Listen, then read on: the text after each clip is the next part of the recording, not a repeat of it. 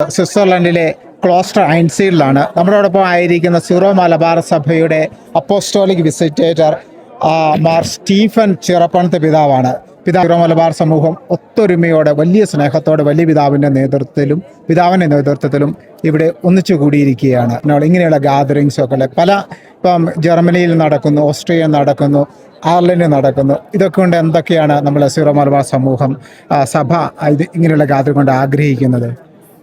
സ്നേഹമുള്ള സഹോദരങ്ങളെ, ഇങ്ങനെയുള്ള കൂടിവരവുകളാണ് സഭയുടെ ഹൃദയം. അതാണ് അപ്പസ്തോല പ്രവർത്തനങ്ങൾ നമ്മൾ കാണുക. നമ്മുടെ കൂട്ടായ്മ, അതിൽ പ്രാർത്ഥനയുണ്ട്, അതിൽ അപ്പമുറിക്കലുണ്ട്, അതിൽ പ്രബോധനമുണ്ട്, അതെല്ലാം ചേർന്ന് വരുന്നതാണ്. ഇപ്പം ഈ കൂട്ടായ്മ ഞാൻ പരിശുദ്ധ അമ്മയെ കൂട്ടുപിടിക്കുമ്പോൾ കൂട്ടായ്മകൾക്ക് ശക്തി കിട്ടും.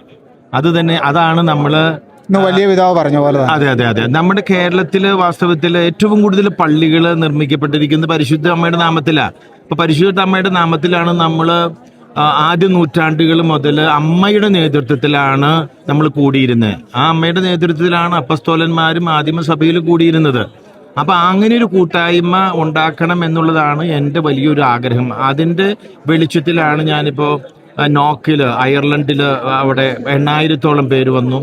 ഇപ്പോൾ നമ്മുടെ ഓസ്ട്രിയയില് നമ്മൾ തുടങ്ങുന്നുണ്ട്, മരിയാസെല്ലില്, പിന്നെ കേവലാറും അൾട്വിറ്റിങ്ങും ജർമ്മനിയിൽ, പിന്നെ ഇപ്പം ഇവിടെ നമ്മൾ ഐൻഷീഡിൽ നമ്മൾ മാതാവിലേക്ക്, എൻ്റെ ഒരു ചിന്ത ഇതാണ്, മാതാവിലേക്കുള്ള ദൂരം കുറയുമ്പോൾ സ്വർഗത്തിലേക്കുള്ള ദൂരം കുറയുന്നു എന്ന് ഉള്ളൊരു വിശ്വാസവും അതനുസരിച്ച് ഞാൻ ജീവിക്കാൻ ശ്രമിക്കുന്ന ഒരു ആളാണ്. അപ്പം അത് ജനത്തെ കൊണ്ടും അങ്ങനെ ജീവിപ്പിക്കണമെന്ന് ആഗ്രഹമുണ്ട്. അതാണ് ഇതിൻ്റെ പിറകിലുള്ള എൻ്റെ ഏറ്റവും വലിയ പ്രേരക ശക്തി. അപ്പം മാതാവ് കൂട്ടിപ്പിടിക്കും എല്ലാവരെയും.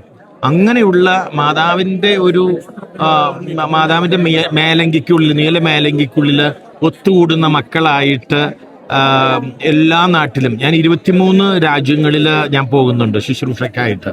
യൂറോപ്പിലെ സീറോ മലബാർ സമൂഹങ്ങളാണ് യൂറോപ്പിലുള്ളത്. 175 സമൂഹങ്ങള് നമുക്ക് യൂറോപ്പിലുണ്ട്. 23 രാജ്യങ്ങളിലായിട്ട് പടർന്നു കിടക്കുന്നു.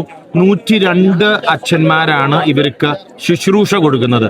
അപ്പൊ മാതാവ് അങ്ങോട്ട് കൂട്ടിച്ചേർക്കുമെന്നുള്ളൊരു വിശ്വാസമാണ് ഉണ്ട്. മാതാവിന്റെ നീല മേലങ്കിക്കുള്ളിൽ നമ്മെ പൊതിഞ്ഞ് കാത്തു സൂക്ഷിക്കും.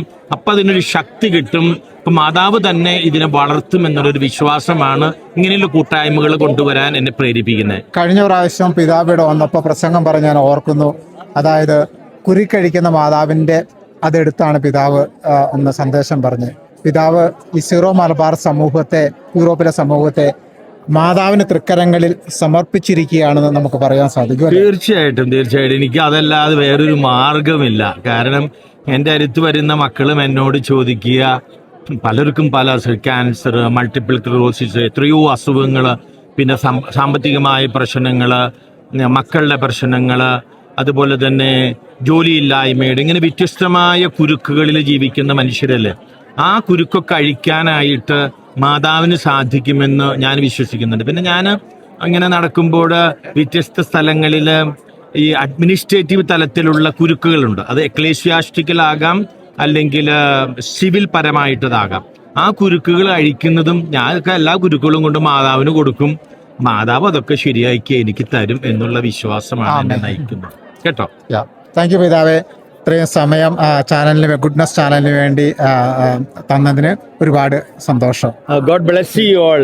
കേട്ടോ, എല്ലാവരെയും പരിശുദ്ധ അമ്മയുടെ മേലങ്കിക്കുള്ളിൽ പൊതിഞ്ഞു സൂക്ഷിക്കട്ടെ എന്ന് പ്രാർത്ഥിക്കുന്നു. പ്രത്യേകിച്ച് ഐൻഷീഡിലിന് അമ്മ, അത് ബ്ലാക്ക് മദൊണ്ണ എന്നാണ് പറയുക. നിങ്ങൾ അടിച്ചു കൊടുത്താൽ കിട്ടും.